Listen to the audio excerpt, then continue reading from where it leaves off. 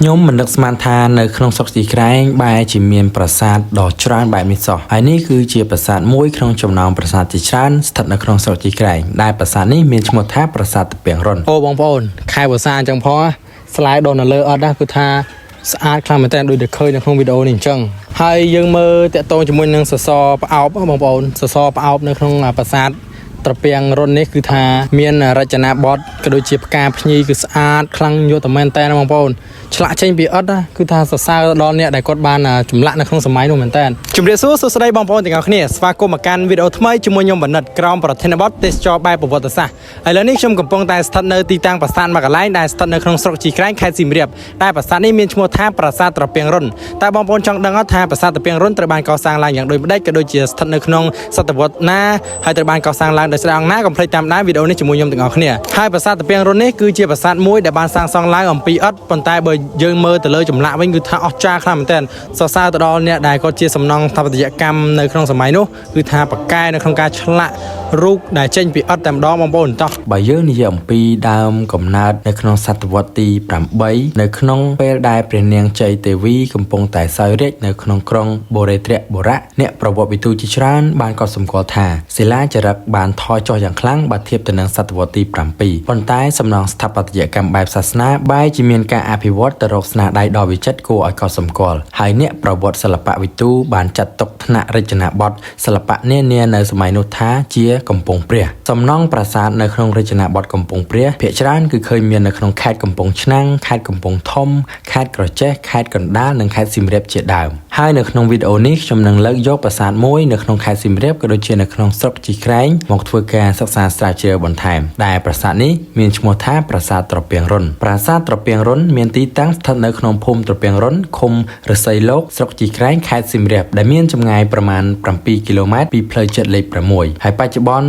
អ្នកស្រុកបានសាងសង់វត្តអារាមថ្មីមួយនៅបរិវេណប្រាសាទនេះផងដែរប្រាសាទនេះស្ថិតនៅតាមបណ្ដោយផ្លូវបុរាណដែលចេញពីតំបន់អង្គរឆ្ពោះទៅកាន់កំពង់ក្ដីឬផ្លូវបុរាណឆ្ពោះទៅកាន់ប្រាសាទបាកាននៅរវាង15ឆ្នាំជាងមុនកាលពីអ្នកស្រុកមិនទាន់បានរៀបចំក៏ដូចជាធ្វើវត្តអារាមនៅក្នុងតំបន់ប្រាសាទត្រពាំងរុនគឺជាទីតាំងដែលហ៊ុំព័ទ្ធទៅដោយព្រៃស្ដុកខ្លាំងមែនទែនបងប្អូនប្រាសាទត្រពាំងរុនគឺជាសំណង់សាសនាដែលកសាងឡើងអំពីឥដ្ឋមានប្រាង្គចំនួន2និងមានត្រពាំងធំចំនួន2នៅខាងកើតនិងខាងត្បូងប្រាង្គសំខាន់គេសង់ឡើងបែរមុខទៅទិសខាងកើតសពថ្ងៃគឺបានបែកដំបូលខាងលើនិងប្រាង្គមួយទៀតស្ថិតនៅទិសនិរតីប្រាង្គសំខាន់គឺជាសំណង់ឥដ្ឋបែរទៅទិសខាងលិចសពថ្ងៃគឺបាក់បែកអស់ហើយនៅសល់តែខ្លោងទ្វារប៉ុណ្ណោះហើយសំណង់ទាំងពីរទំនងជាសាងសង់ឡើងនៅក្នុងសតវត្សទី8ដូចគ្នាប្រាង្គដែលមានរូបរាងជាសំណង់រចនាឡើងដែលមានរាង4ជើងទ្រវែងមានទ្វារចូលនៅទិសខាងកើតមេទ្វារសាងសង់ពីថ្មភក់រីឯទិសខាងជើងខាងត្បូងខាងលិចសិល្បកររៀបចំឡើងជាទ្វារបញ្ឆោតដែលសាងសង់អំពីឥដ្ឋភ្ជាប់មកជាមួយនឹងក្បាច់លម្អយ៉ាងប្រណិតបំផុតសពថ្ងៃផ្តែរទ្វារនៅមុខខាងកើតបានបាត់ចេញពីទីតាំងដើមហើយប៉ុន្តែនៅតែទ្វារបញ្ឆោតនីមួយយើងអាចមើលឃើញក្បាច់លម្អផ្តែរទ្វារដែលគេសង់អំពីឥដ្ឋដែលមានលក្ខណៈជាទូទៅដូចផ្តែរទ្វារបញ្ឆោតប្រាសាទភូមិប្រាសាទខេត្តកំពង់ធំនិងប្រាសាទដទៃទៀតស្ថិតនៅក្នុងរចនាបថកំពង់ព្រះនៅក្នុងសតវត្សទី8ដូចគ្នាក្បាច់លម្អជាទូទៅនៃផ្តែរប្រាសាទតាពាំងរុនគឺមានក្បាច់បន្ទាត់ធ្នូមានរាងជាធាង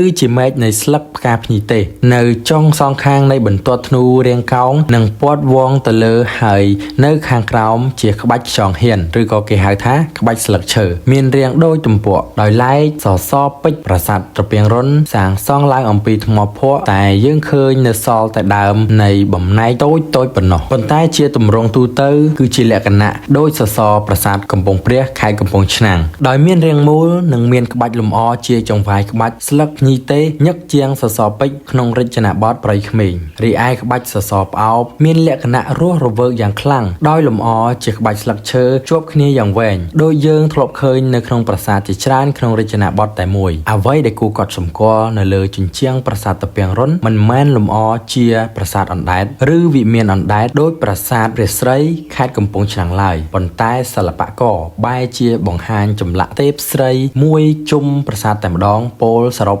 8មាន4ទិសទេពស្រីនេះឈរនៅលើផ្កាឈូក ស្លៀកសំពត់វែងធ្លាក់ដល់កជើងមានធ្លាក់ជាយរាងដូចទ្របសណ្ដាយចំពីមុខដៃទាំងសងខាងមានពាក់គ្រឿងអលង្ការជាច្រើនដូចជាកងដៃជាដើមដៃម្ខាងដាក់នៅលើស្មានិងដៃម្ខាងទៀតទម្លាក់សំយ៉ុងមកក្រោមហើយដៃសងខាងកាន់ផ្កាឈូកផងដែរពាក់ក្រវិលធំទម្រង់មុខមូលមកុដខាងលើយើងមើលមិនឃើញច្បាស់ឡើយហើយផ្នែកខាងលើមកុដបានបាក់បែកឥតអស់ទៅហើយយើងមិនដឹងថាប្រាង្គទាំងពីររបស់ប្រាសាទតាពាំងរុនមានតម្កល់បដិមាទេពអ្វីឡើយត្បិតតែគេពុំបានប្រទះឃើញនៅសិលាចារឹកណាមួយប៉ុន្តែប្រាសាទភាគច្រើននៅក្នុងសតវត្សទី8ក្នុងរចនាបថកំពង់ព្រះច្រើនតែឧទ្ទិសថ្វាយដល់ព្រហ្មញ្ញសាសនាហើយប្រាសាទជាច្រើននៅក្នុងសតវត្សទី8ភាគច្រើនគឺយើងឃើញថាមានតម្កល់សេវលឹងជារួមមកប្រាសាទតាពាំងរុនទំនងជាបុជនីយដ្ឋានព្រហ្មញ្ញសាសនានៅក្នុងសតវត្សទី8នៃរចនាបថកំពង់ព្រះដែលមានតិចតួចបំផុតនៅក្នុងទឹកដីនៃស្រុកជីក្រែងខេត្តសៀមរាបហើយទំនងមានអាយុកាលប្រហាក់ប្រហែលគ្នាជាមួយនឹងប្រាសាទជាច្រើននៅក្នុងរចនាបថកំពង់ព្រះឥឡូវនេះវីដេអូរបស់ខ្ញុំគឺឈានដល់ទីបញ្ចប់ហើយក៏សូមអធិស្ឋានបងប្អូនទាំងអស់គ្នារាល់កំហុសខុសឆ្គងដែលកើតមានឡើងទាំងចេតនាអចេតនាទាំងកង្វះអត្ថន័យនិងកង្វះព័ត៌មានលម្អិតផ្សេងៗហើយខ្ញុំក៏សូមទទួលយកនូវការរិះគន់ដោយមតិយោបល់កែសម្រួលផ្សេងៗរបស់បងប្អូនទាំងអស់គ្នាដោយក្តីគោរពនិងរាប់អានបំផុតជម្រាបលាជួបគ្នានៅវីដេអូក្រោយ